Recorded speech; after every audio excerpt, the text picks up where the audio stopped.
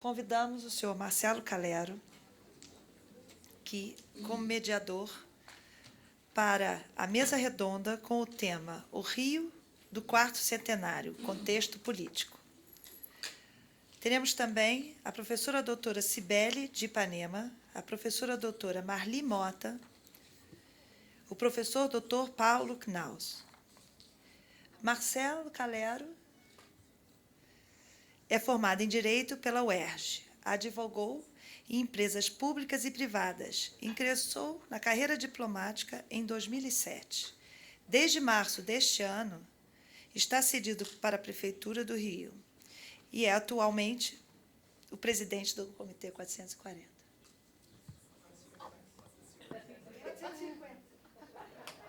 150. Obrigado, Liana. Bom dia a todos, senhores. Eu estou aqui, eu peço já desde logo desculpas, porque eu sou mediador, mas eu sou um pouco tiete também desses três senhores que nós temos a honra de receber aqui na nossa mesa de debate, para falar um pouco do contexto político-social do Quarto Centenário. Eu vou me deter, nesse primeiro momento, a ler um pouco o currículo, eu acho, a biografia dos nossos três palestrantes, dos nossos três debatedores, melhor dizendo. Professora Cibele de Ipanema, carioca, livre docente, doutora pela UFRJ, bacharel licenciada em Geografia e História pela Faculdade Nacional de Filosofia da Universidade do Brasil, professora pelo Instituto de Educação do antigo Distrito Federal, historiadora voltada há mais de 60 anos, iniciados com Marcelo de Ipanema, aos estudos de imprensa, comunicação e história regional. Sócia emérita e primeira secretária do Instituto Histórico e Geográfico Brasileiro, IHGB, acadêmica de número, não temos número aqui, da Academia Portuguesa de História, sócia correspondente da Academia de diversos países e também de diversos estados e municípios. Integrou como secretária científica a Comissão de Estudos para a Localização da Nova Capital do Brasil, autora da justificativa que criou o Dia da Ilha do Governador, Lei Municipal do Rio de Janeiro, número 1833. Escreveu, entre outros, com Marcelo de Ipanema, História da Comunicação, Imprensa Fluminense, Ensaios e Trajetos, Catálogo de Periódicos de Niterói, A Tipografia na Bahia, Documentos sobre suas origens e o Empresário Silva Serva, Instrumentação do Reverbério Constitucional Fluminense e Silva Porto, Livreiro na Corte de Dom João. E hoje a professora reedita um livro sobre a história da Ilha do Governador. Estão desde logo todos convidados. Depois a professora certamente fará o convite de maneira mais pessoal. Professor Paulo Knaus, professor do Departamento de História da Universidade Federal Fluminense e diretor-geral do Arquivo Público do Estado do Rio de Janeiro e também presidente do Instituto Histórico e Geográfico do Estado do Rio de Janeiro, entre outros muitos atributos que o professor pediu que eu economizasse. Professora Marli Mota desenvolve pesquisas na área de História Política do Rio de Janeiro e de História Institucional. Na primeira área, a trajetória peculiar da cidade do Rio de Janeiro na Federação Brasileira mereceu a atenção da pesquisadora, que elegeu esse tema como objeto de sua tese de doutorado, publicado no livro Rio de Janeiro, de Cidade Capital, Estado da Guanabara. Como os senhores sabem, é um livro referenciado no nosso edital do concurso da marca. Dando continuidade aos estudos nessa área, a pesquisadora produziu recentemente 2 textos. Um deles trata do lugar que a capital fluminense ocupa no cenário político fluminense. Rio de Janeiro versus Rio de Janeiro, o lugar da capital na política fluminense. O segundo, o projeto político, a presidência da República, analisa a trajetória nacional de Leonel Brizola na condição de governador do estado do Rio de Janeiro. Na área de história institucional, a pesquisadora realizou estudos sobre a história do Banco Central, do Instituto de Resseguros do Brasil e da EBAP-FGV. Participou ainda da elaboração de 4 volumes da coleção sobre a história da Ordem dos Advogados do Brasil, destacando-se a OAB na voz de seus presidentes, e História da OAB, da redemocratização ao Estado Democrático de Direito. No momento, a pesquisadora está envolvida com um projeto sobre a história do IBRE-FGV, instituição pioneira na produção de índices e de dados sobre a economia brasileira. A pesquisadora atua ainda na área de produção de material didático, participou da equipe que elaborou o livro de História do Brasil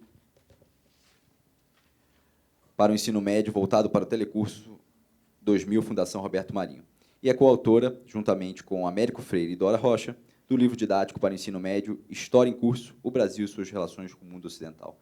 Os senhores vejam que o privilégio que nós temos... Eu juro que não mandei isso tudo. Foi obra minha, professor. Tudo foi bondade dos meus amigos.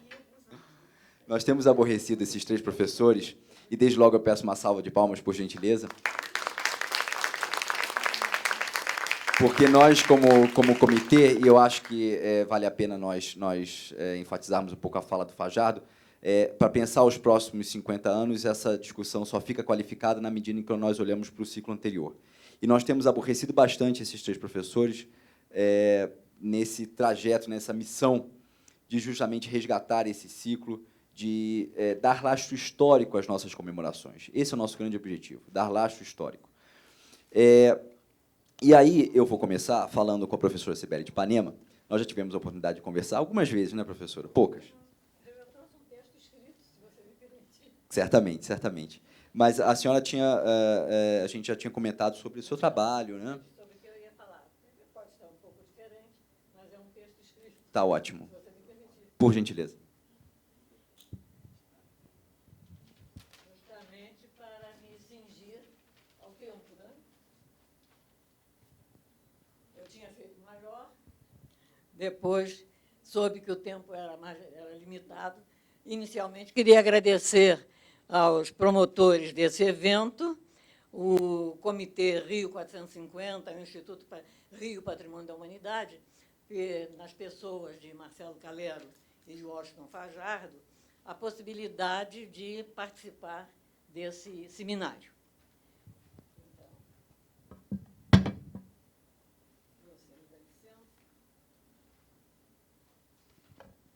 Quarto centenário do Rio de Janeiro, 50 anos depois. Vamos enfatizar, em rápidas pinceladas, nossa vivência em algumas das muitas realizações e programações que objetivaram a ligação da cidade do Rio de Janeiro com a marca tão significativa como os 400 anos de sua fundação.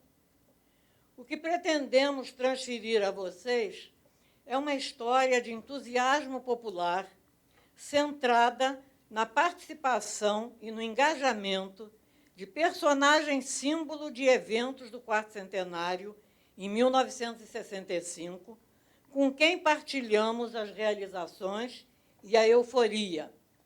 Marcelo de Ipanema, diretor da Divisão de Patrimônio Histórico e Artístico da Guanabara. É o que podemos testemunhar. Vivia-se um momento original naquela unidade federativa.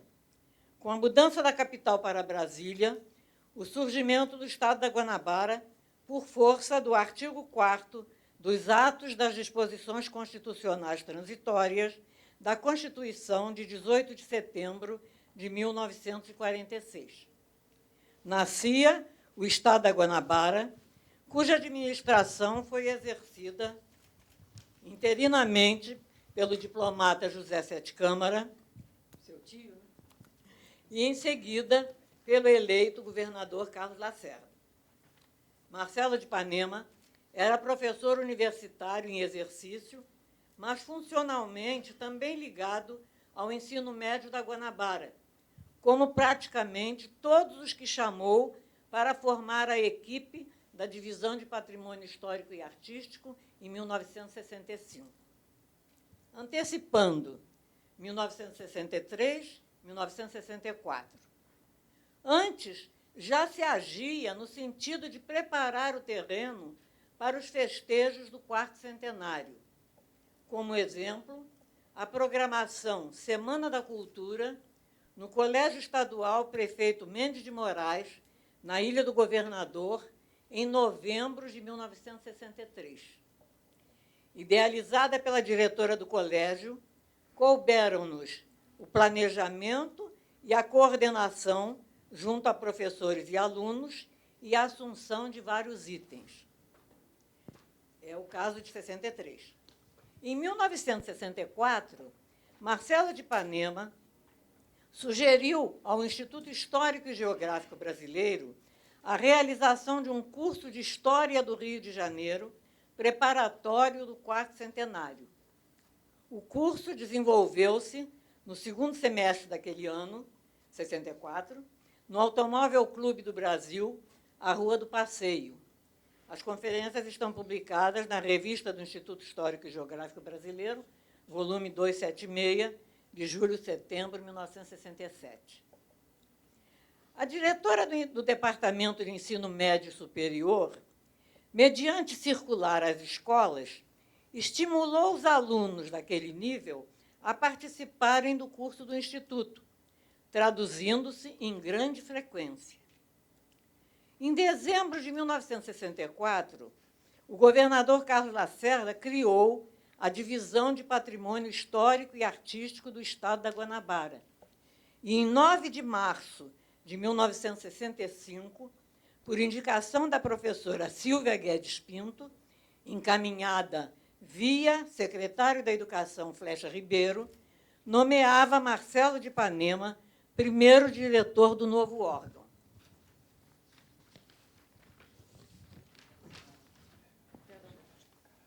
Mas vou precisar do envelope. A divisão reservava-se a missão da preservação do patrimônio da Guanabara, nesse espaço territorial, na esfera administrativa do Estado, e não mais apenas o que realizava a Diretoria de Patrimônio Histórico e Artístico Nacional, depois IFAM. Cumpria assumir a divisão e fazê-la funcionar.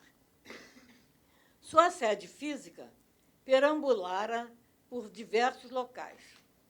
O imediatamente anterior fora o solar da Marquesa de Santos, transferindo-se a divisão para o imóvel da Avenida Pedro II, em frente ao portão da Quinta da Boa Vista, que é um prédio de 2 andares, em cujo primeiro funcionava oficina de móveis escolares. Lembra, rapidamente, que falei naquele dia, o susto que batia nos corações quando, de tardinha, queimavam lascas de madeira na oficina de móveis. Os departamentos da Secretaria de Educação eram o de ensino médio, o de ensino primário, Maria Terezinha Torinho Saraiva, o de ensino médio superior, Silvia Guedes Pinto, o de cultura, João Betancourt, e o de serviços complementares, Alcides Mafra de Souza.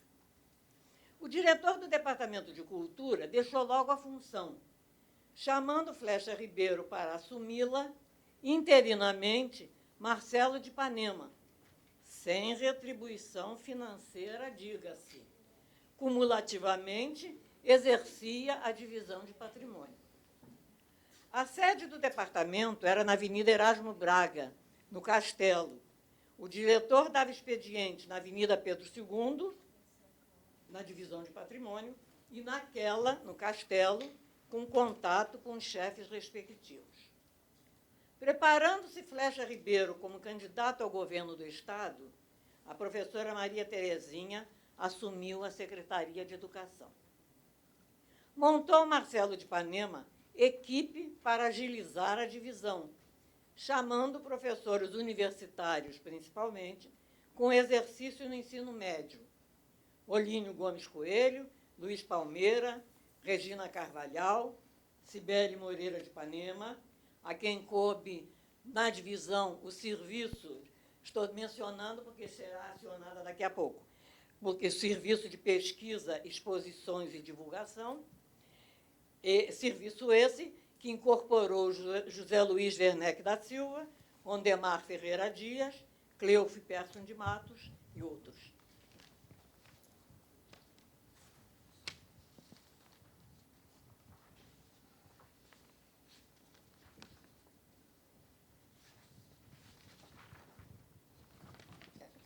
Desculpe, estamos nos encontrando.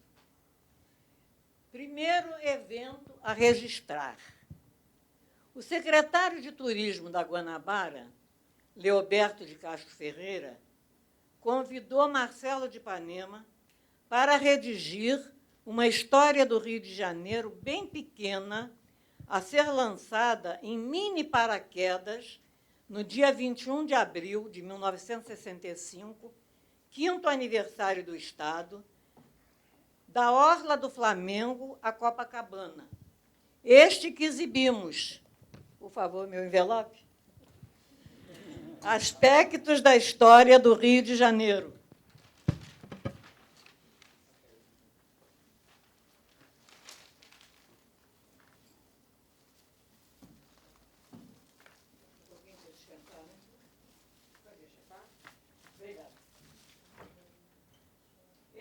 exibimos, não dá bem para ver, este que exibimos, Aspectos da História do Rio de Janeiro, redigido por Marcelo, com 11 por 7,5 centímetros e 30 páginas. Com predominância da cor azul, a capa... Desculpe, estão escutando? Não. Desculpe. Com predominância da cor azul, a capa retrata a paisagem do Rio, vista através de um dos arcos da Carioca. No verso, o símbolo do quarto centenário, e em letra bem miúda, Bloque SA Rio. Aviões da FAB atiraram os livrinhos pendentes de pequenos paraquedas em papel de seda de todas as cores. Eu exibo aqui um dos livrinhos que esteve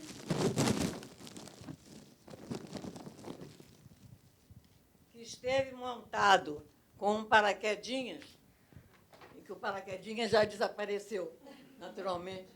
Nos 50 anos ele se dissolveu. Mas os paraquedinhas eram de papel de seda de todas as cores. Do Flamengo à Praia do Flamengo. Do Aterro do Flamengo à Praia de Copacabana. Eu não sei se algum dos presentes se lembra disso. Obrigada. Se lembra disso e esteve presente para pegar um dos livrinhos. A imprensa deu muita cobertura. O Globo mantinha uma seção Rio de bairro em bairro, de Péricles de Barros, além de divulgação em outros cadernos. Outros veículos eram o Jornal do Brasil e o Diário de Notícias. Segundo evento a registrar. Idealizada por Marcelo de Ipanema, a Divisão de Patrimônio Histórico e Artístico montou em todas as regiões administrativas, eram 21, fechando em Paquetá, a exposição itinerante do Rio Antigo ao Novo Rio, título seu, com desenvolvimento cometido ao serviço de pesquisa, exposições e divulgação de nossa responsabilidade. Fizemos reprodução de material iconográfico do Rio de Janeiro em duplicata. Em cada 15 dias, montávamos duas exposições em regiões bem afastadas para manter o interesse da população. Findos os períodos, deslocávamos para outras duas e assim sucessivamente. Você lembrou-se outro dia, até quando mencionamos isso, que logística era preciso, e uma divisão com um público, com um corpo funcional exíguo. Mas nós mandamos convocar um carpinteiro, que ele estava lotado na Quinta da Boa Vista, para fazer os trainéis, para exibirmos o material, bem como vitrines. E as populações das regiões emprestavam também peças de sua propriedade relacionadas com os respectivos bairros das exposições. Divulgavam-se músicas e as regiões cediam material para expor. As duas primeiras exposições, em 14 de agosto de 1965,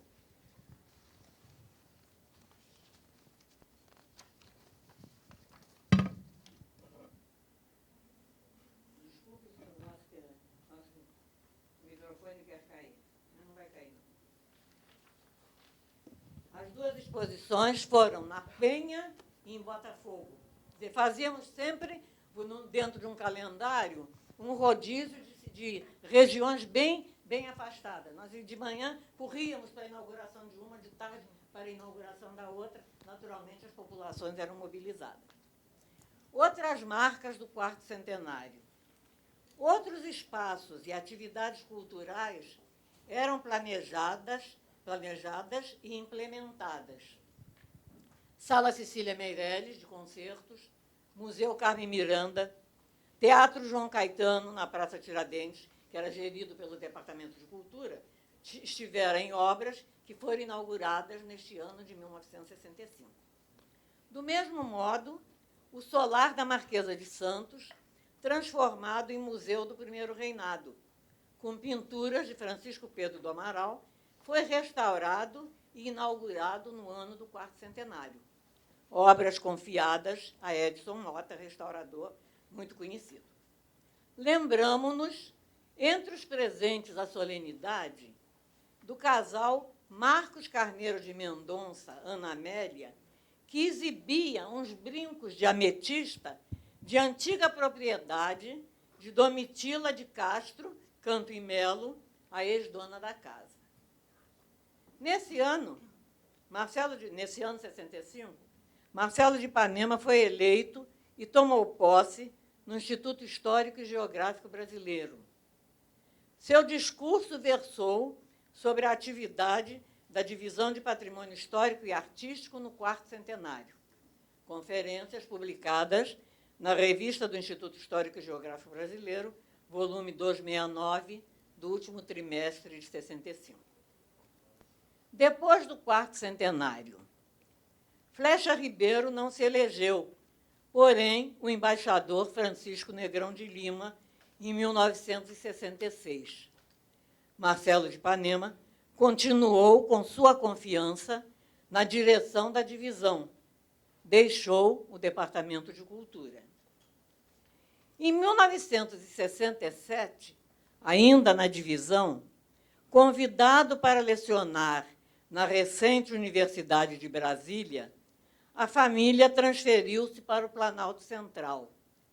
20 anos após, temos nós participado como secretária científica da expedição geográfica da Comissão de Estudos para a localização da nova capital do Brasil, enviada ao Planalto Central pelo presidente Eurico Gaspar Dutra.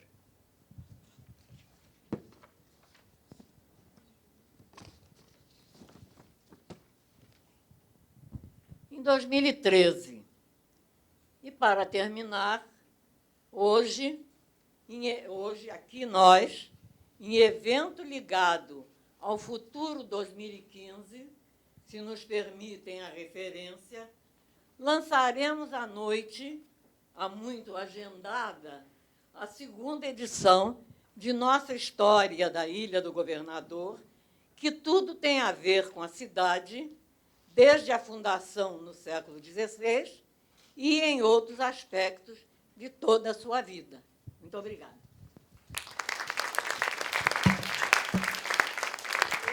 Professora, onde vai ser o lançamento? Eu vou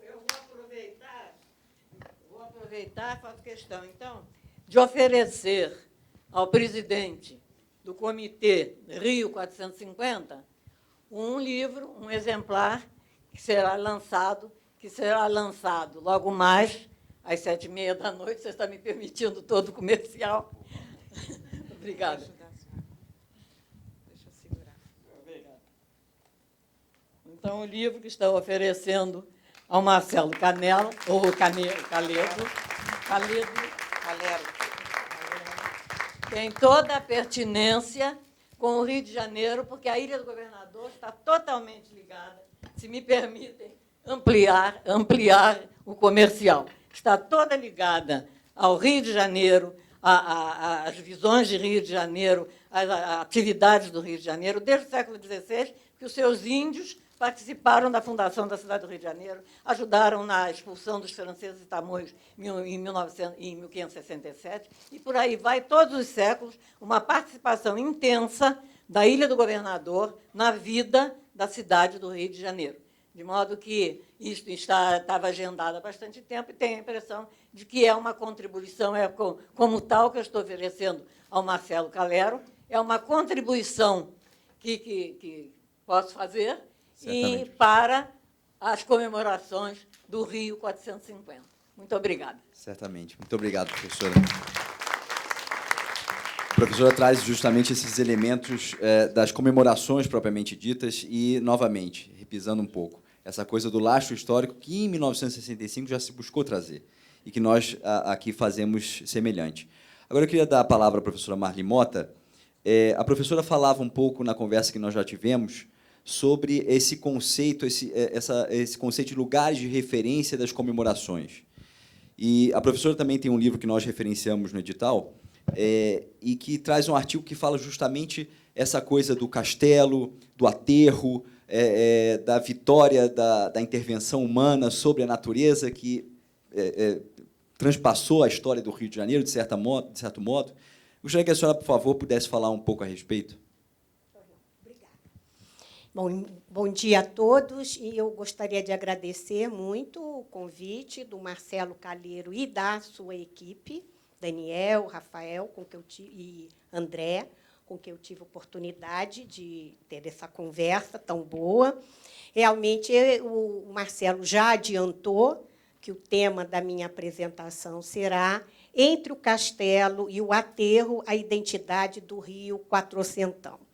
E eu gostaria de começar citando um pequeno trecho do samba enredo da Mangueira, de 1965, ano em que todas as escolas foram, vamos dizer, obrigadas, né? À época isso era possível, hoje é muito mais difícil, a terem como o enredo dos seus carnavais o quarto centenário. Então, especificamente, eu vou citar um pequeno trecho da Mangueira, mas o sentimento e o sentido das outras escolas, né, dos sambas em enredo, foi praticamente o mesmo. Citando: Rio de Janeiro, palco de lendárias tradições, de trovadores em serestas, divinais recordações. Despontou a nova era, emoldurando o teu cenário. Tua arquitetura é uma joia rara, hoje teu nome é Guanabara. Então, exatamente buscando esse sentido, né, dessas comemorações e como esse sentido foi lido e interpretado nas escolas de samba, percebe-se claramente que o desafio para os sambistas, e que, para além dos sambistas, era um desafio da sociedade carioca como um todo e também do próprio Estado, né, no caso, à época, o Estado da Guanabara, era exatamente como conciliar esse passado de cidade-capital, de lendárias tradições, né, de serestas, e com a nova era do Estado da Guanabara. Me parece, e eu escolhi esse tema exatamente para demonstrar os marcos urbanos que acabaram representando essa tensão. Quer dizer, o castelo, de um lado, o berço da cidade, e, do outro lado, o aterro do Flamengo, que apontava exatamente para o Estado da Guanabara. Então, a minha apresentação, meu objetivo aqui hoje é exatamente de mostrar como, no quarto centenário, se deu essa tensão entre esses dois marcos urbanos e projetar, né, dentro desse mesmo diapasão, o que acontecerá em 2015. Haverá também igual tensão entre dois marcos urbanos em 2015, tal como ocorreu em 1965? Essa é a questão que eu lanço para o debate hoje aqui. Portanto, duas questões estão em jogo já, vamos dizer, de certa maneira, calcando no que eu já havia dito antes. De um lado, a grande questão era a identidade desse espaço que, durante quase 200 anos, havia sido a cidade-capital do Brasil. Portanto, não era coisa irrelevante, né, discutir que tipo de identidade a cidade do Rio de Janeiro, né, iria ter. E, nesse caso, era exatamente comemorar o castelo. Seria essa a identidade que o Rio Quatrocentão queria?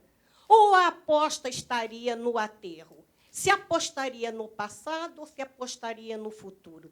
Eu acho que essa contradição aparente dá à cidade do Rio de Janeiro um caráter muito especial e certamente tem um impacto muito grande nas decisões políticas que são feitas ao longo da história carioca, né, ao longo desse tempo.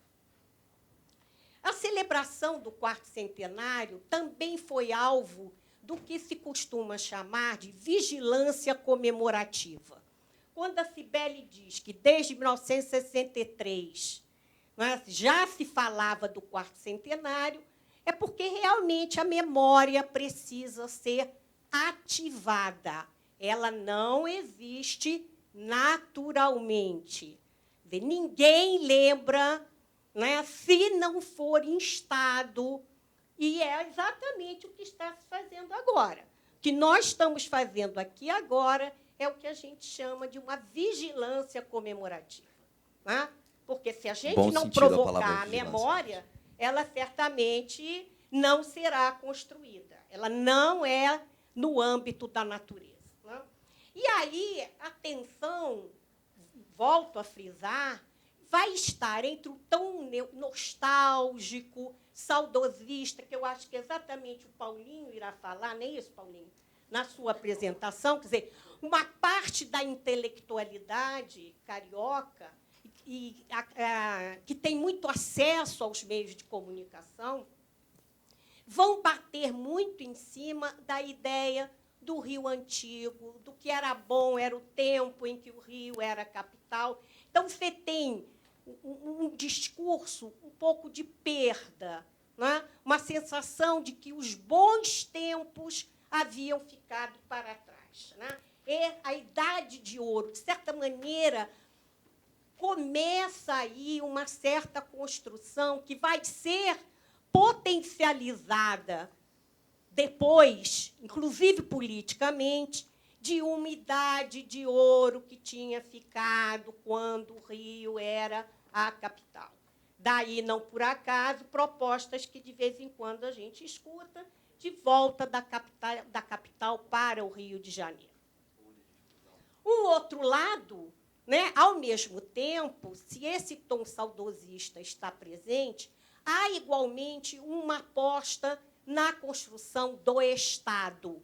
Porém, e aí essa, inclusive, foi a hipótese central da minha tese de doutorado, é que o Estado da Guanabara se transformou no Estado capital. Foi exatamente a fórmula, de certa maneira, construída na medida em que era um Estado da Federação, não é? Como outro qualquer, em princípio, porém, o investimento que foi feito na cidade, principalmente pelo seu governador, eu acho que poucos talvez se lembrem, o Lacerda foi candidatíssimo a presidente da República naquela que seria a eleição a ser realizada em 1965. Então, esse 1965, né, embora o golpe militar tenha ocorrido em 1964, 65 é um ano ainda de indefinição quanto ao caráter da sucessão presidencial. Ainda estava em pauta. E o governador da Guanabara era um dos seus principais candidatos e, portanto, havia uma necessidade política, estratégica e cultural de que o Rio mantivesse, basicamente, os elementos da capitalidade, nem que fosse a bela cap. Se Brasília era a nova cap, a Guanabara era a bela cap, ou seja, a capitalidade continuaria presente. Como comemorar? Essa é a grande questão. Como comemorar diante desse quadro político, identitário, de memória, de construção de identidade? Como fazer isso? Eu escolhi 2 lugares, né, e volto, estou repetindo, o Castelo e o Aterro. Né? O Castelo era o berço da cidade e lugar de memória da cidade do Rio de Janeiro. Eu só vou ler, porque senão eu acabo me... Aqui abrigava as igrejas de São Sebastião do Castelo, no Castelo dos Capuchinhos, estavam depositados os ossos de Estácio de Sá, a igreja de Santo Inácio dos Jesuítas, transformada em hospital militar, sede da mais antiga Faculdade de Medicina do Rio de Janeiro. Quem leu Isaú e Jacó, do Machado de Assis, sabe perfeitamente que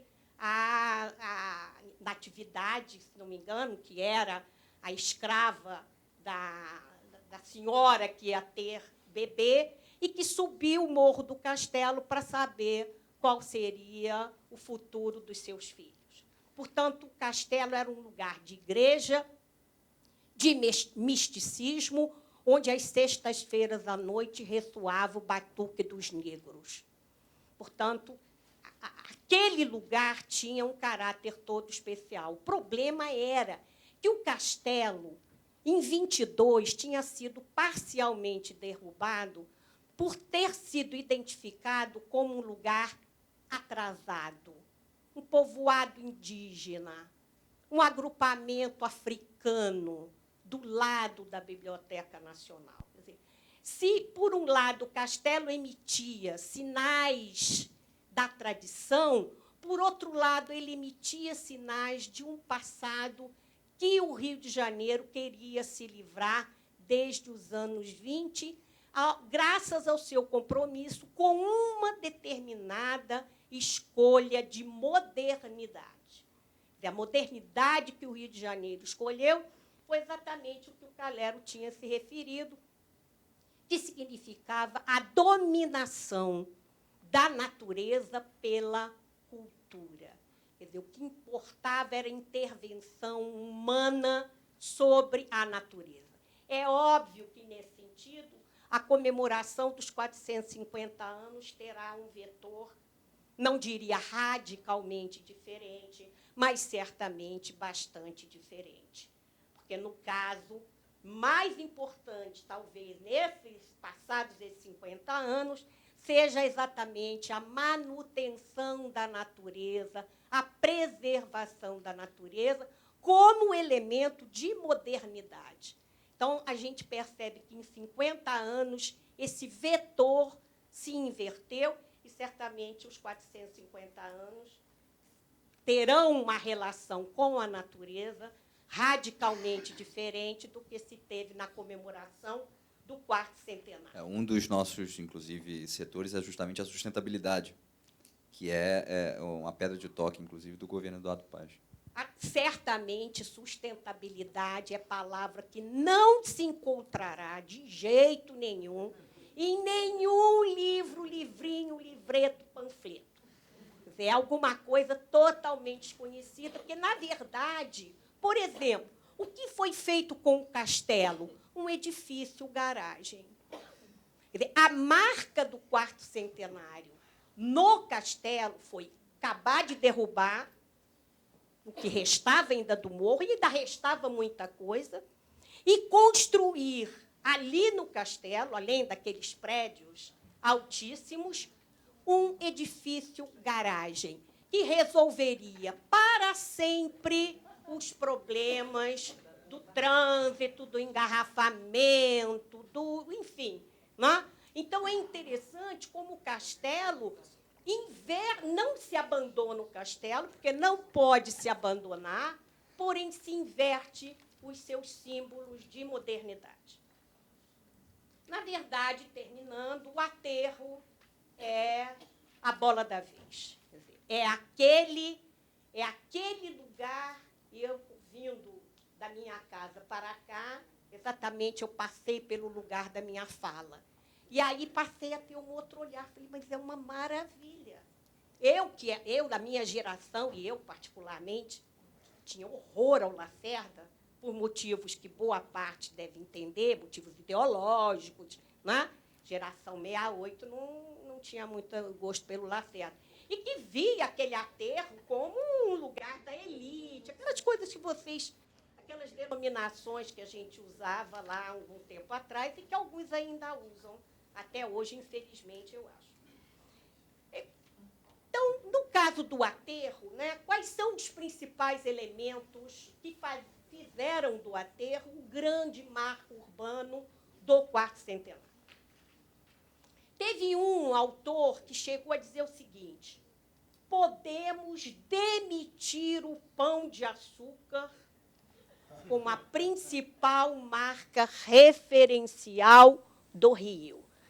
Quem vier ao aterro não olhará mais para o pão de açúcar, porque o pão de açúcar é dado pela natureza. Ninguém fez nada. Os cariocas fizeram alguma coisa? Não, está lá. Foi Deus que deu. Para quem acredita, foi Deus que fez aquele pão de açúcar lá. Mas o aterro, não. O aterro é obra humana. E é ela que pode, essa obra, né, é que pode demonstrar a pujança, como eles diziam, né, do povo carioca. É o Central Park, como se refere a Lota Macedo Soares. Quem viu o filme Flores Raras percebe basicamente a discussão. Há outro elemento a esse associado, né, a conjugação das belezas naturais com a ação do homem domar a natureza. Citando, o Rio de Janeiro é um imenso prodígio urbano, a que a técnica moderna está imprimindo novas facetas da beleza. Quer dizer, a beleza, por si só, não basta para o Rio de Janeiro. O epíteto de cidade maravilhosa não representa mais a ambição maior no quarto centenário. Essa beleza precisa ter novas facetas que a técnica moderna, né, terá o desafio de revelar e de mostrar com mais clareza. Sem dúvida nenhuma, eu já falei, a campanha presidencial do governador Carlos Lacerda, né? Se a gente pensar que mesmo antes, né, quando a Cibele diz que desde 63 já está se pensando, 63 foi o ano que JK e Lacerda lançaram as suas campanhas presidenciais, né? Depois o golpe veio e modificou. Mas, quando foi lançado o projeto do aterro, o grande objetivo de Lacerda, na campanha eleitoral, era se mostrar um tocador de obra tão eficiente quanto o Juscelino. Quer dizer, certamente, a campanha eleitoral, as cartas na mesa eram a Bela Cap e a Nova Cap. Só que a Bela Cap não bastava o Bela.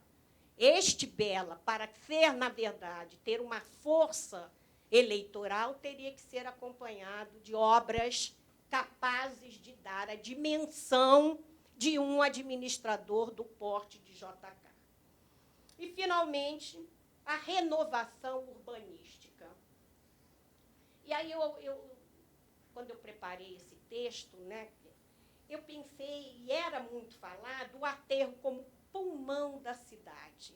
Quer dizer, apesar de sustentabilidade, preservação, essas palavras não aparecerem na narrativa, no discurso daquela época, mas, sem dúvida, a questão das áreas verdes, do jardim, do quintal e, principalmente, do convencimento de que não era mais preciso nem possível ter quintal nem jardim em casa, que o quintal e o jardim deveriam ficar fora das casas.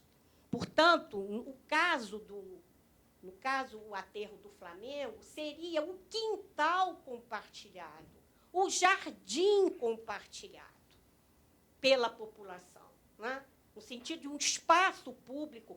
E aí está conectado exatamente com projetos de renovação urbana que também vão adotar essa mesma matriz, essa mesma orientação urbanística. De maneira que hoje parece contraditória, mas não era a época, as pistas de automóvel. Sim, essa é a opção prioritária. Há necessidade de pistas de rolamento sem sinais, e aí, sem dúvida nenhuma, a semelhança com Brasília. É a mesma matriz, e de fato, estávamos conversando, quando a gente olha o aterro, lembra de Brasília. Muito mal comparando, obviamente, mas, de alguma maneira, né, se tirar o mar, se tirar não sei o quê, se tirar tudo, né, tira-se tudo que tem de bonito e deixa só aqueles automóveis, né, correndo, está muito bom.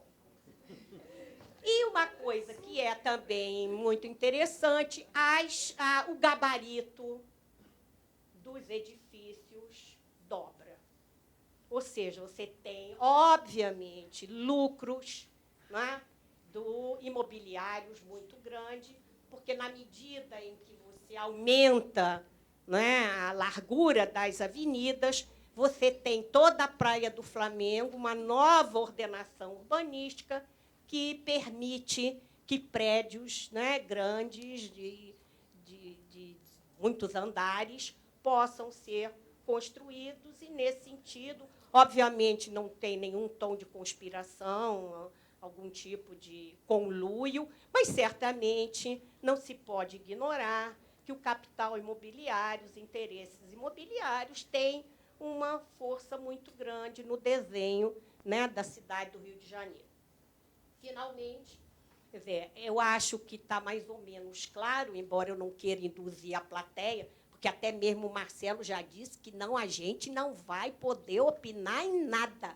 Tem que ser o povo carioca que vai dizer. Mas eu sou carioca. Com certeza, a senhora é Eu nasci privilegiadamente... no Rio. Eu nasci no Rio, eu posso dar opinião. Por favor, por favor. Pronto. Mais do que bem-vinda, professora. Posso? Sempre, sempre. Sempre, sempre. Certamente, eu acho que, talvez, não sei se foi pensando nos 450 anos, mas certamente isso será operado nesse sentido, a questão do porto. Né? O porto também reúne o lugar de lendárias tradições, um dos lugares mais tradicionais do Rio de Janeiro, com o Museu do Amanhã, o mar. Então, o Museu do Amanhã no Porto é alguma coisa que realmente a gente merece pensar sobre a comemoração dos 450 anos. Muito obrigada.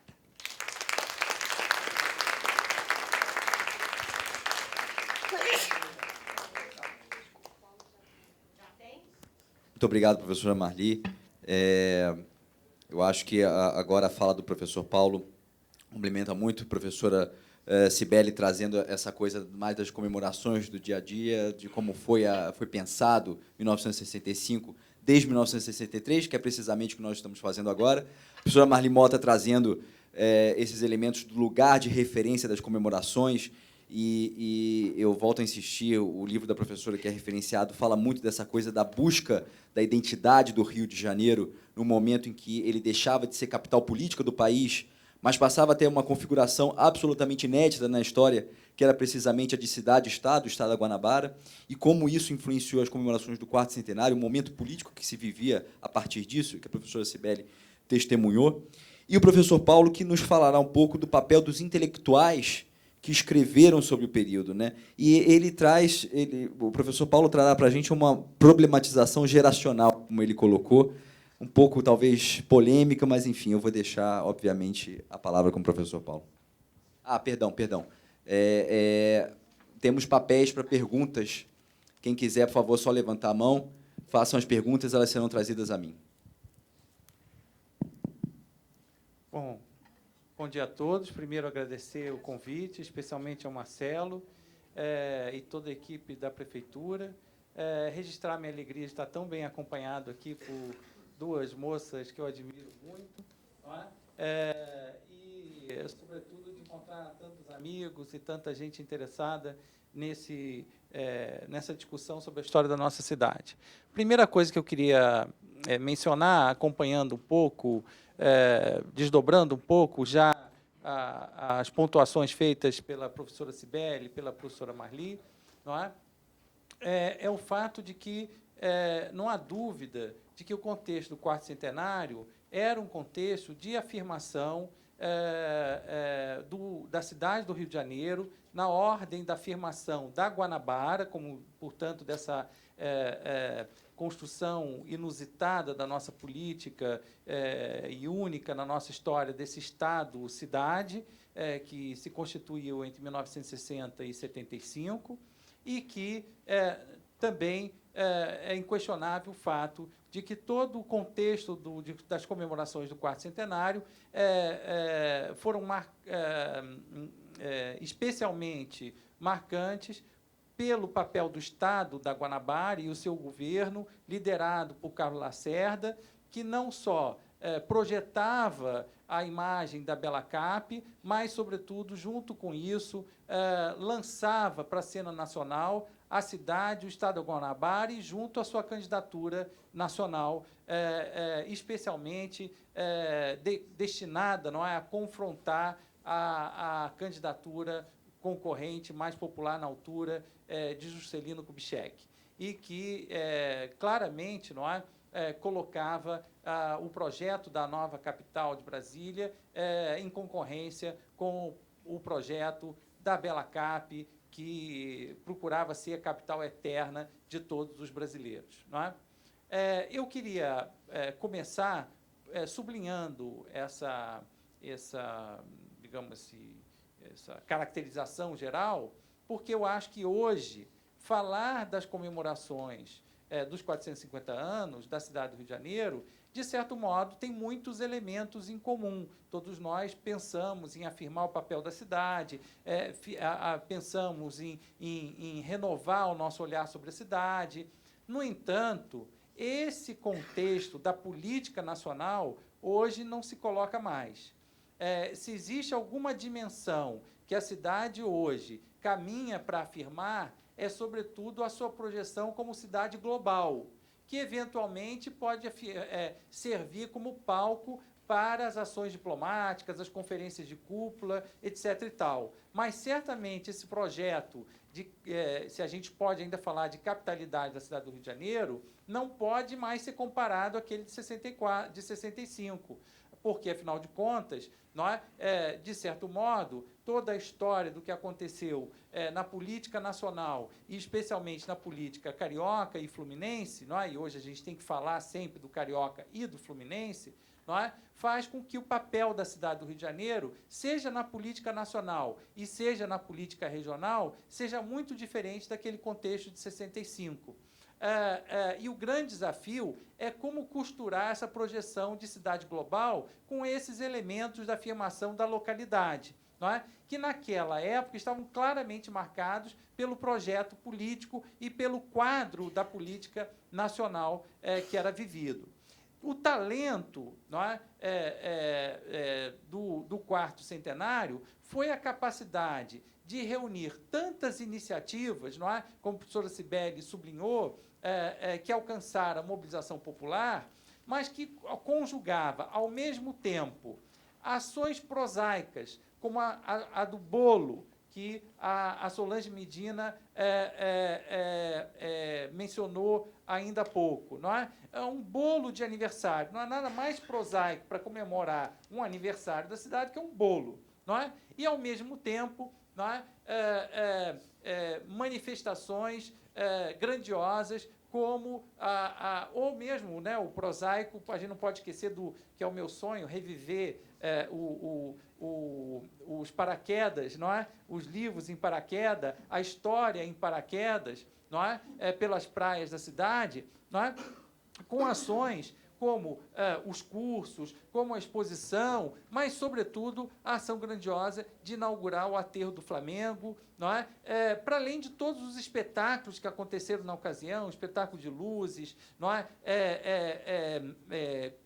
enfim, todos os eventos que envolveram e que conseguiram, não só, às vezes, ser eventos em que o Estado era não só o ator principal, o produtor principal, mas também o sujeito principal da festa, mas em outros casos, em que o Estado, mesmo como promotor, transferia a cena principal, o protagonismo, para uma menina de 17 anos, por exemplo, ou em outras situações em que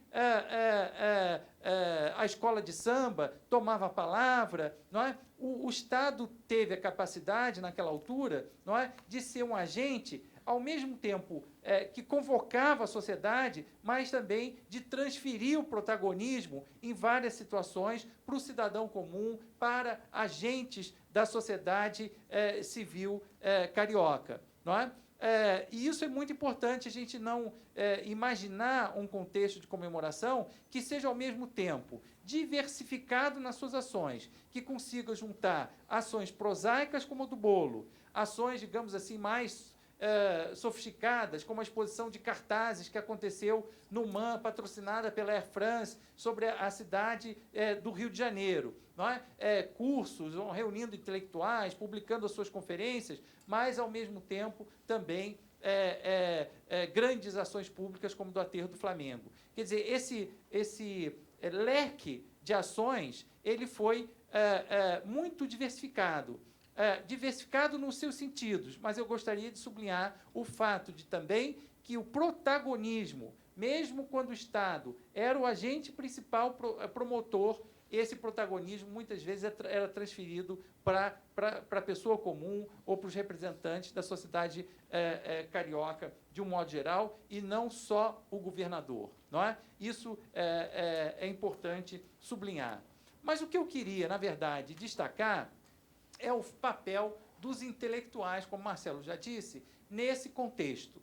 Primeiro, eu queria sublinhar o fato de que os intelectuais dessa época, especialmente aqueles que se dedicavam a pensar a história da cidade do Rio de Janeiro, viviam num mundo diferente do nosso de hoje. Quase sempre, hoje, os nossos intelectuais estão associados, não é, à universidade, especialmente os centros de pensamento sobre a cidade do Rio de Janeiro. Frequentemente, a gente recorre às escolas de arquitetura, aos departamentos de história, aos centros de antropologia e de sociologia. Não é? São centros, hoje, muito academicizados no sentido universitário.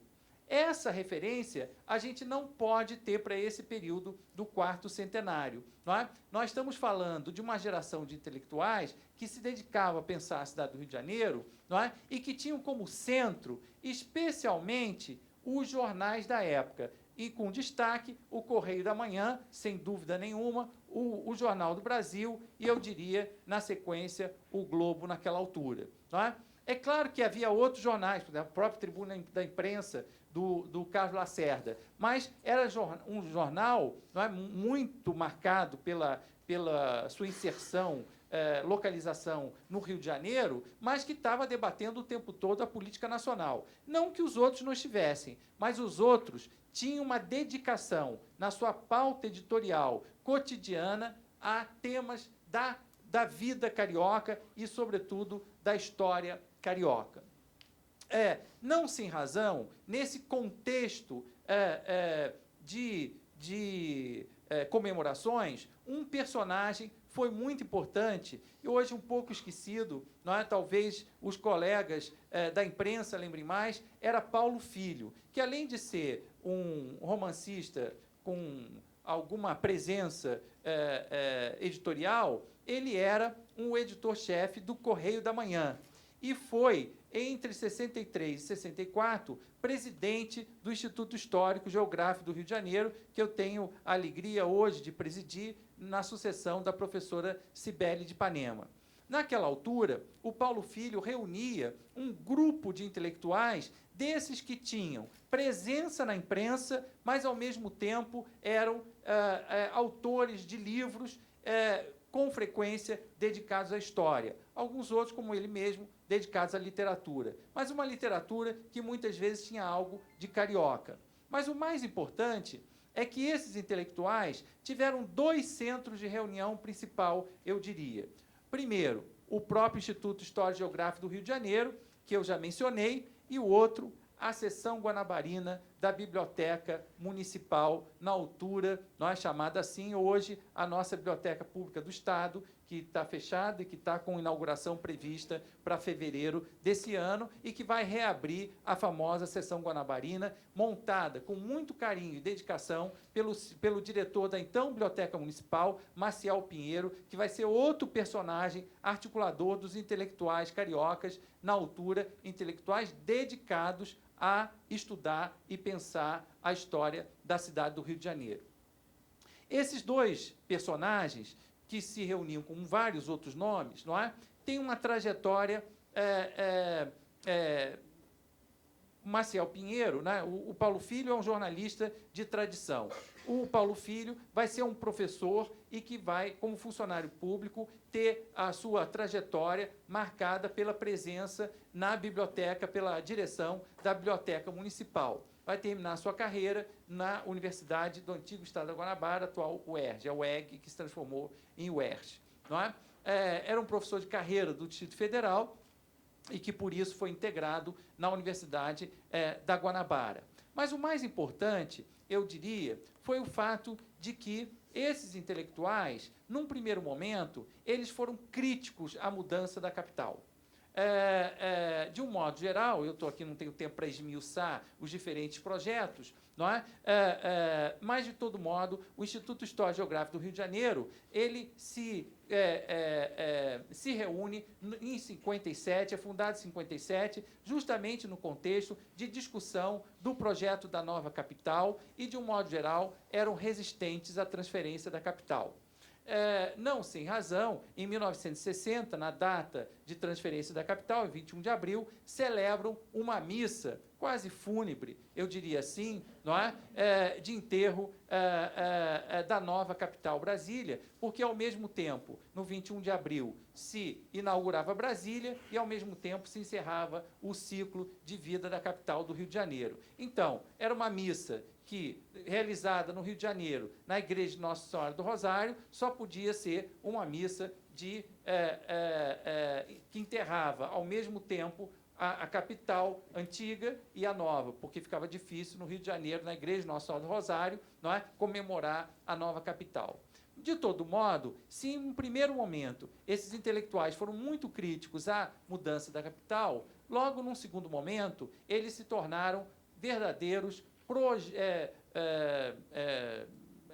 defensores ou se engajaram na causa da afirmação do Estado da Guanabara.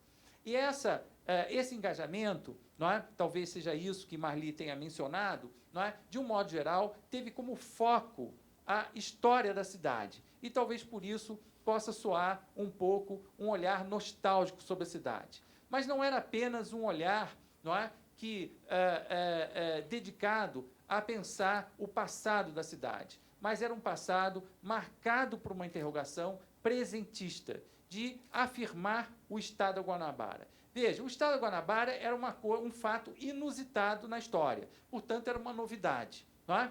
No entanto, havia clareza de que, para afirmar o projeto, a cidade do Rio de Janeiro como novo Estado da Guanabara, no contexto nacional, era preciso mobilizar a tradição da cidade. A tradição mais mobilizada por esse grupo foi a religiosa, porque esse grupo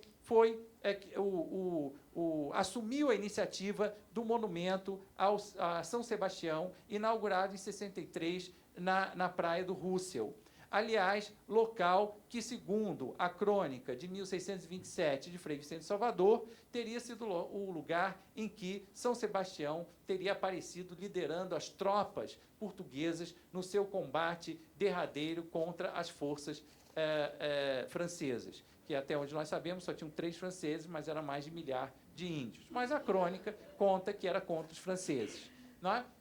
De todo modo, o que interessa aí é chamar a atenção para o fato de que o São Sebastião, naquela altura, também vivia uma interrogação sobre o Concílio Vaticano, sobre os desdobramentos do Concílio Vaticano II e até a possibilidade dele ser destronado da sua condição de santo.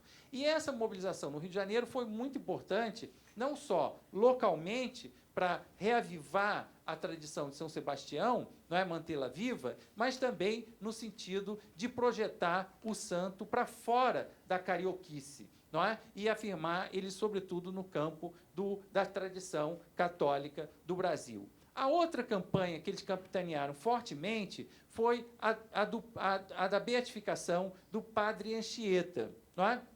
Esses dois, digamos assim, ídolos históricos, não é? Anchieta e São Sebastião,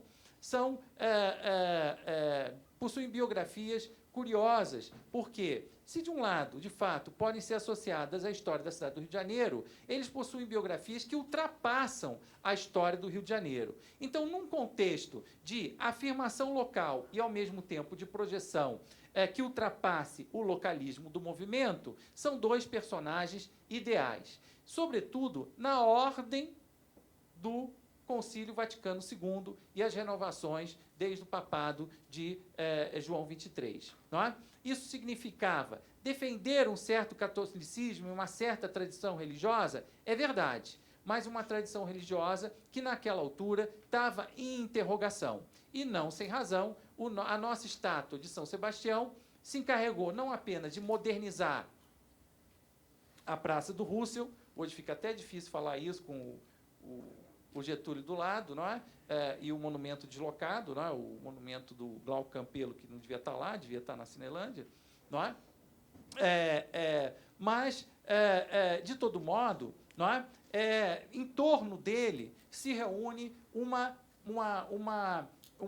não só a Igreja Católica, não é? E grupos católicos que apoiavam o movimento, mas esses intelectuais que lideraram a proposta, e mais do que isso, não é? Evidentemente, é um monumento que não poderia ter sido feito sem auxílio do Estado, mas em que os protagonistas foram justamente esses personagens do mundo dos jornais, das páginas cariocas da época dos anos 60. O que eu queria sublinhar é o fato de que esses intelectuais, de um modo geral, todos eles associados a uma tradição de uma imprensa cronista, não é? E que remete a gente à história da literatura no Rio de Janeiro, especialmente ao grupo dos boêmios, não é?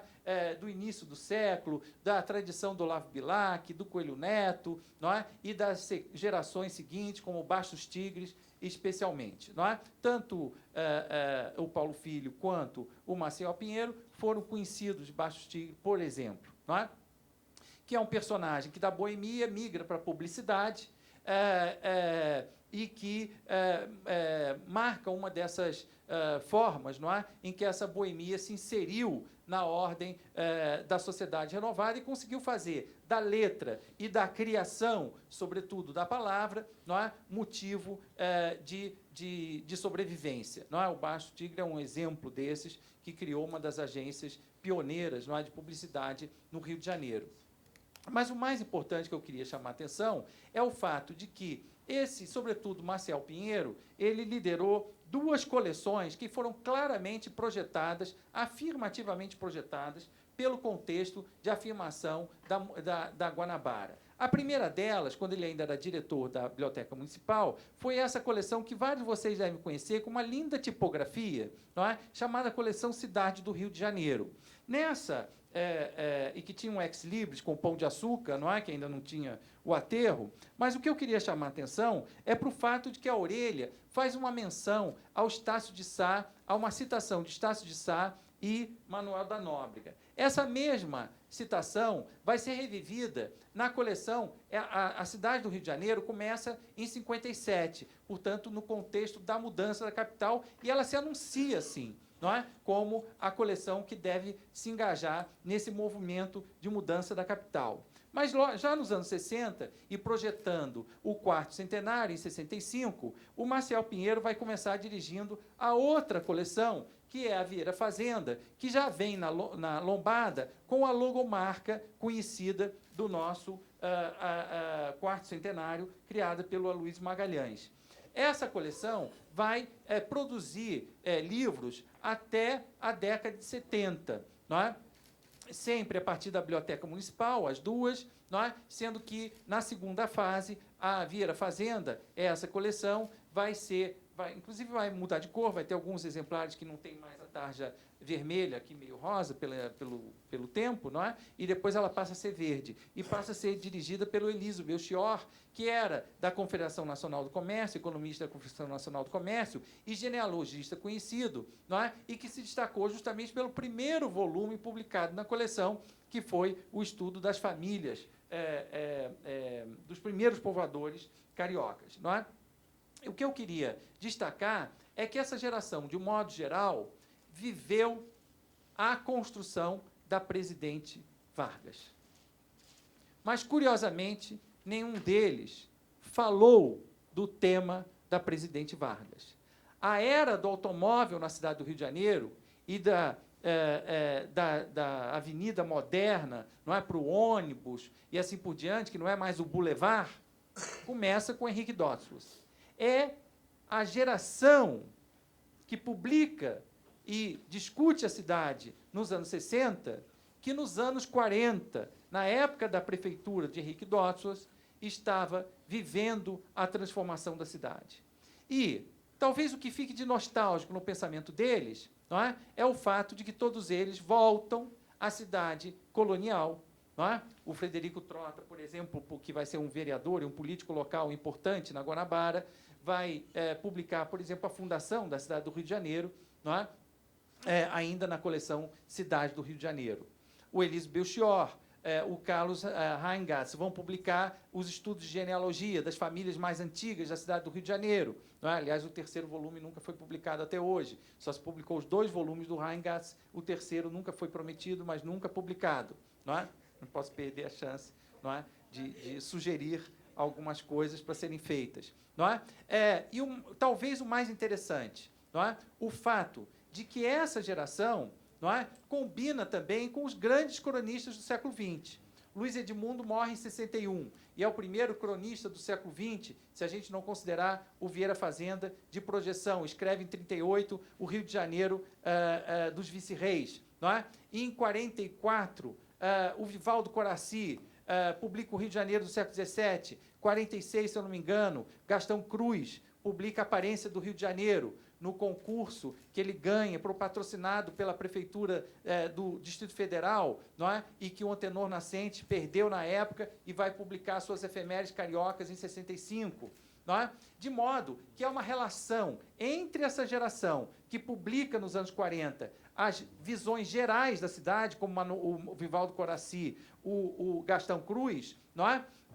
Com esses dos anos 60, que vão publicar as crônicas do passado da cidade. Não é? O que eu queria chamar a atenção, sobretudo, nesse aspecto geracional, que é uma geração que não é da universidade, não é? E é uma geração que não vai falar daquilo que aconteceu no seu tempo. Eu não sei até que ponto o olhar deles era crítico em relação ao que acontecia na cidade naquele tempo. Mas, certamente, o recurso de recuperar o passado colonial, o passado imperial, o passado religioso, não há dúvida de que eram elementos que favoreciam afirmar, reviver a capitalidade da cidade do Rio de Janeiro.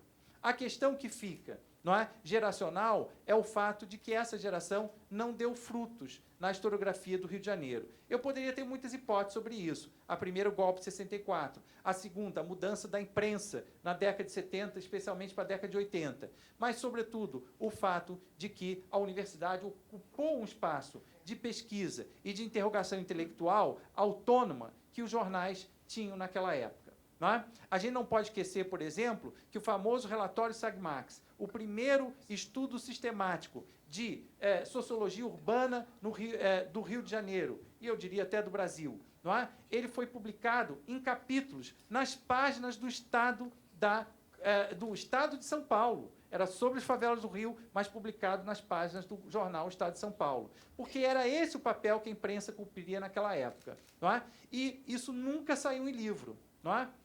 Eu estou trabalhando agora na edição desse documento com uma equipe para, pela primeira vez, sair em livro para o ano que vem. Não é?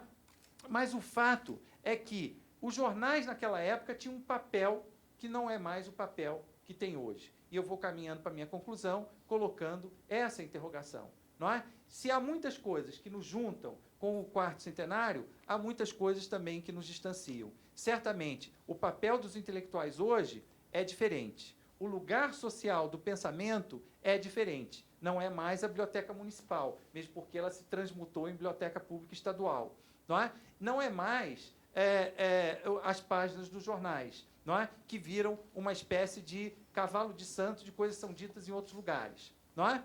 Mesmo a opinião forte que existe nos jornais de hoje, que tem a vocação para clipping e um monte de opinião, não é?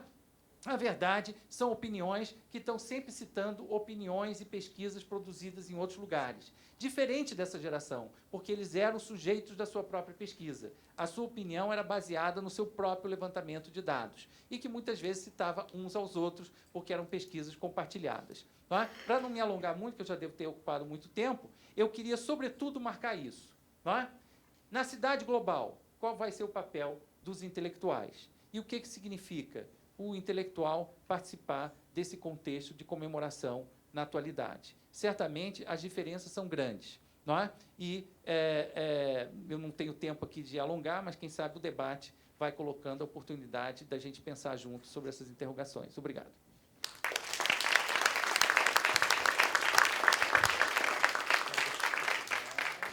Bom, muito obrigado, professores. Nosso tempo está um pouco estourado, mas a essa altura os senhores certamente já sabem por que eu sou tiete desses 3 professores que nós temos aqui conosco. Enfim, contribuições muito relevantes que eles têm trazido ao trabalho do comitê e certamente trarão para os senhores. Eu tenho 2 perguntas aqui e, na verdade, eu vou começar fazendo uma pergunta, se os senhores me permitem. Professora Cibele, eu acho importante, professora, já que nós estamos justamente nesse seminário que tem o objetivo de contextualizar a comunidade de designers e os interessados sobre o 4º centenário, para que eles possam realmente fazer um trabalho significativo, assim como foi o trabalho de Aloysio Magalhães. Como era a reação da população, por exemplo, diante dessas exposições itinerantes que a senhora mencionou? Havia um engajamento de fato? As pessoas buscavam? Haviam porque, inclusive, para não me alongar, não dei todos os detalhes de como elas eram organizadas, né? Só mencionei que nós reproduzíamos o material iconográfico em duplicata para atender à duplicidade. Mas também, membro da equipe, da nossa equipe, da Divisão de Patrimônio, do serviço de pesquisa, de exposições e divulgação, que era cometido a nós, membro dessa equipe ia às regiões conversar com os administradores regionais, com os professores da região, porque as exposições eram montadas ou em escolas, ou em clubes, ou em outros locais acessíveis, onde pudesse montar vitrines e levar o material. Então, alguém da equipe ia às regiões conversar e orientar. Quer dizer, isso era para exatamente engajar a população na preocupação de emprestar material, que cheguei a mencionar, né? De emprestar material para expor. Quer dizer, eles iam se ver lá na exposição, bem como divulgar aquilo, ajudar a divulgar para os outros membros, moradores da mesma região, não é mesmo? Quer dizer, que isso era uma maneira da exposição ser mobilizada, canalizada para a participação da população. Inclusive, eu lembrei a participação da imprensa. Não é a participação da imprensa. Então, nós temos numerosos recortes em que os jornais diziam: hoje vai ser inaugurada a exposição de tal região administrativa. Quer dizer, era uma convocação à participação. Tenho a impressão de que era o que você queria saber. Com certeza, professora. É o que a gente sempre fala, né? A marca sintetizava graficamente esse entusiasmo que a senhora via acontecer no dia a dia por meio dessa afluência de pessoas às exposições e aos eventos, de uma maneira geral, do 4º centenário. E aí redobra o desafio daqueles que pensarão na marca dos 450 anos. Ou seja, como sintetizar novamente, em termos gráficos, esse entusiasmo, né? Esse orgulho, essa participação, euforia, né? essa euforia. Aquela euforia. Com certeza. Professora Marli, a provocação que a senhora trouxe reverberou na nossa plateia e nos colocam a seguinte questão. Primeiro, uma crítica ao fato de que chamamos aterro do Flamengo e não parque. E aqui a colocação é que parque seria muito mais adequado à beleza do espaço do que um aterro. E também um questionamento em relação a esse paralelo que a senhora criou entre porto, na atualidade, e aterro, se, de fato, essa preocupação viária que existiu naquele então não se estaria repetindo agora? Como é que a senhora vê esse diálogo entre essas duas intervenções? Bom, a questão do nome aí é o que as pessoas falam, e tem muito a ver aquela região realmente, à época, era um grande aterro. A imagem que ficou ali tinha um calabouço, foi a visita do Papa, para inaugurar o Congresso Eucarístico. Então, a ideia daquela expansão ali ficou muito conectada com aterro. Claro que Parque do Flamengo também é usado, embora, quando a gente fala aterro, não precisa nem falar do Flamengo, aterro, as pessoas sabem exatamente o que é. Não ocorre, por exemplo, com o Parque de Madureira. Todo mundo fala Parque de Madureira, porque já nasceu inicialmente com essa marca de um parque. Né?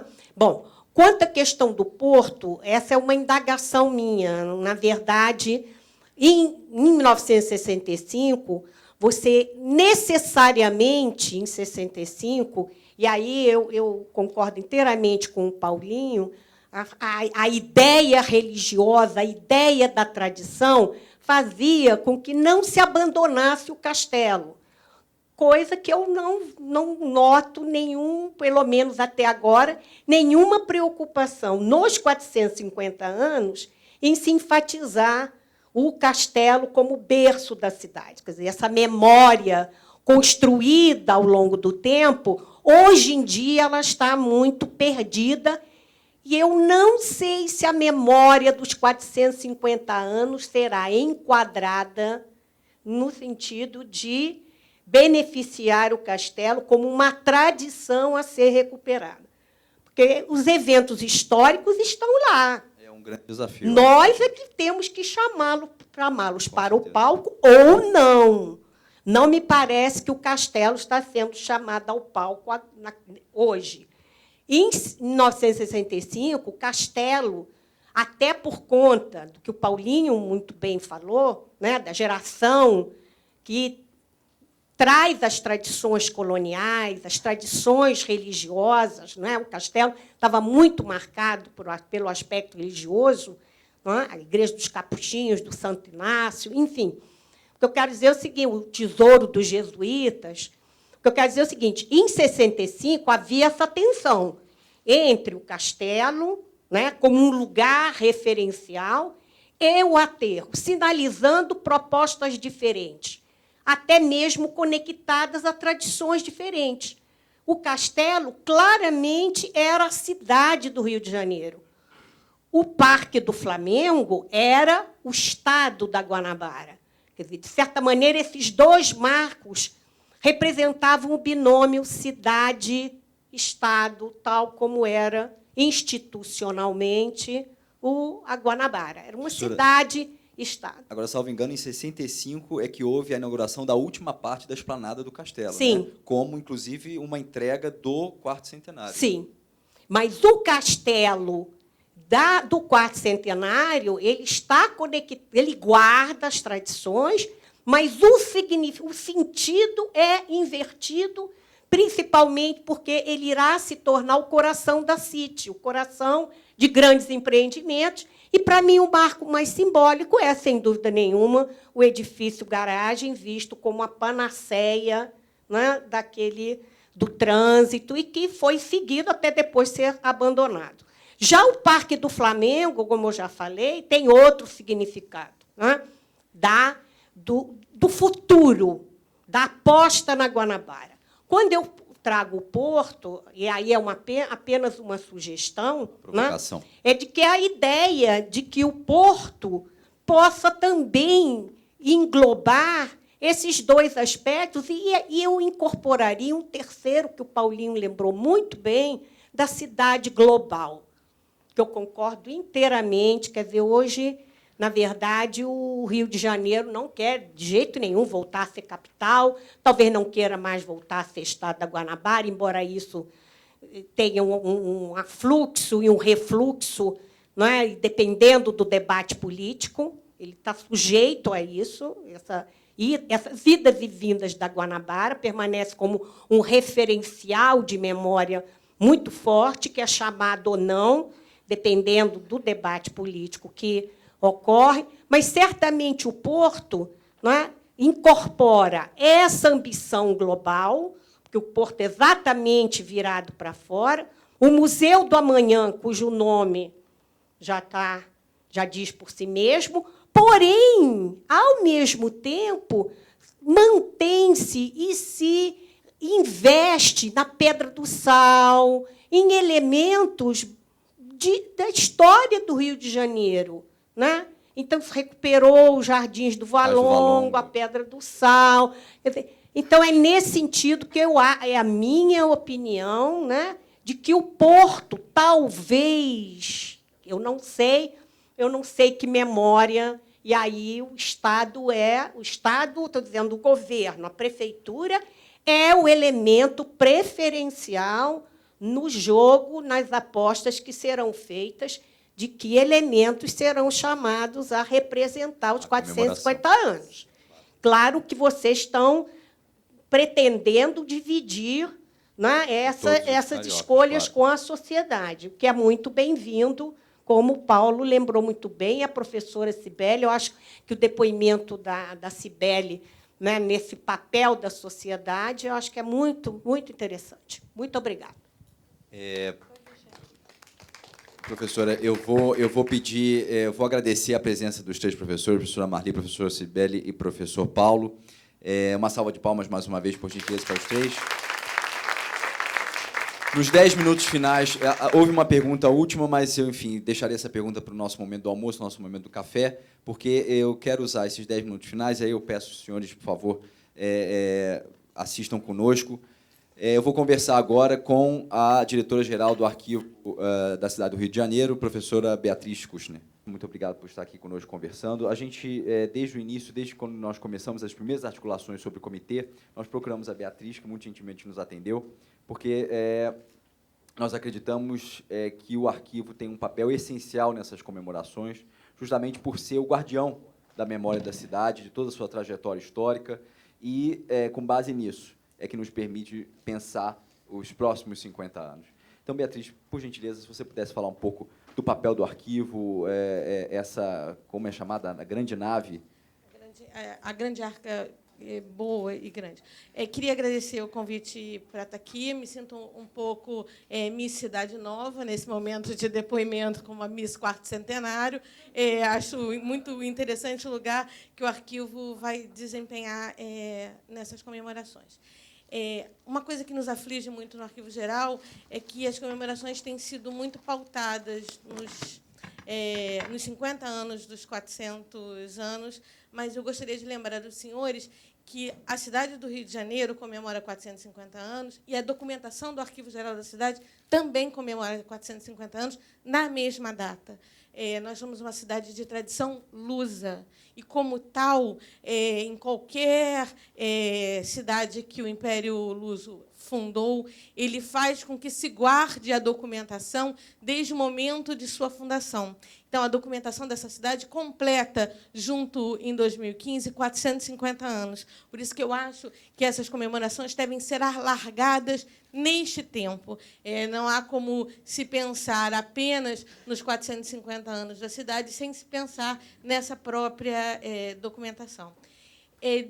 De um ano para cá, o Arquivo Geral passou a ter uma nova inserção dentro da política da Prefeitura do Rio, seguindo uma tradição do Arquivo Público do Estado do Rio e de São Paulo, do Arquivo Nacional, infelizmente, que retrocedeu há 2 anos atrás. Nós saímos da Secretaria Municipal de Cultura e fomos para a Casa Civil. É uma visão da Prefeitura de que o arquivo, para além de uma ideia de um equipamento de cultura, nós somos hoje um equipamento de formulação de políticas e propostas de organização e tomadas de decisão a partir da documentação que ali é depositada e tratada.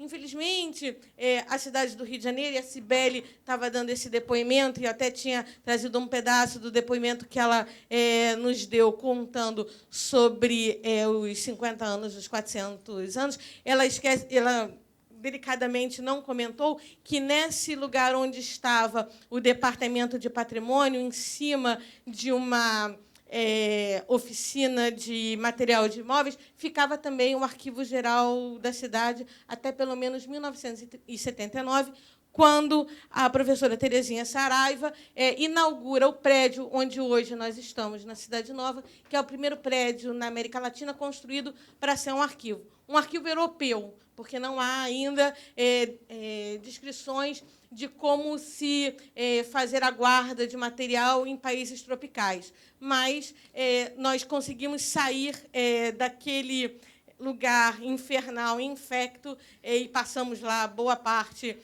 da nossa trajetória para vir por uma instituição muito mais organizada, enfim. Há uma semana atrás, a Inês, ela me fez uma frase que me calou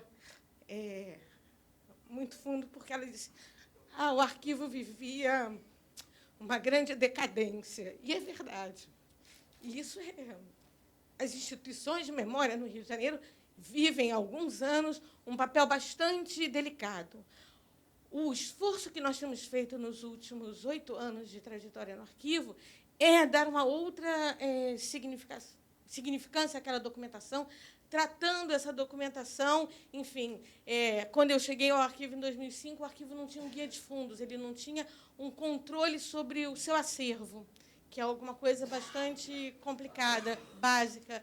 Então, essa documentação hoje está completamente organizada. Enfim, no final da tarde de hoje, nós vamos estar dando posse a um comitê que o professor Edmilson faz parte, o Paulinho faz parte, enfim, uma série de 12 intelectuais fazem parte, para ajudar exatamente a pensar esse arquivo do futuro. Mas somos uma documentação hoje de 10 quilômetros lineares de documentação completamente tratada e controlada, e temos hoje na Prefeitura 30 quilômetros de documentos a serem tratados e trazidos para o arquivo, não mais para essa sede da Moroso Lima, porque os depósitos já estão superlotados, mas para algum prédio que a Prefeitura deverá tratar, enfim, em breve. Eu queria saber, Beatriz, um pouco, a gente já conversou sobre isso, acho que valeria a pena a gente compartilhar os planos do arquivo como instituição para os 450 anos, ou seja, além da coisa do conteúdo propriamente, do acervo,